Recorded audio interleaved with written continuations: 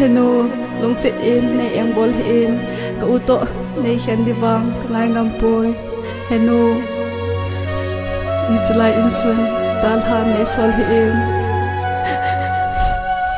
na ang sunga ka hum tau e Henu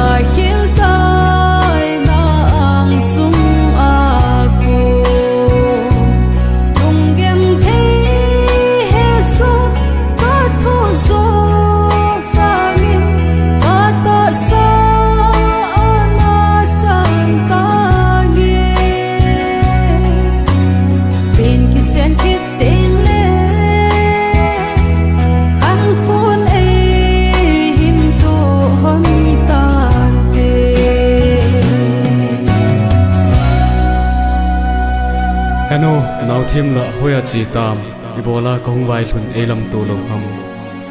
boy phat si an pi thai lo se in ke dia ka mo nang dia na ang koi naothem chu na hong bai thun ka in achun le zo ten khena ding thu alai un angai lai nang dal han tu ka ve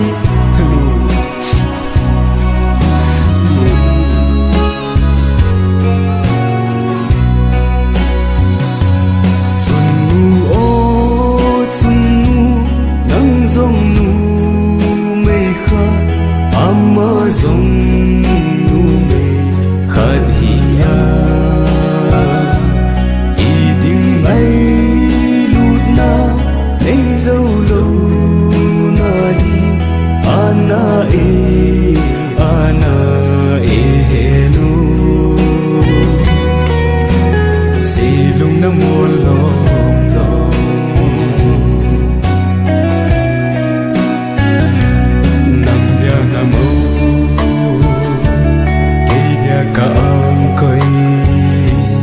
itimil tang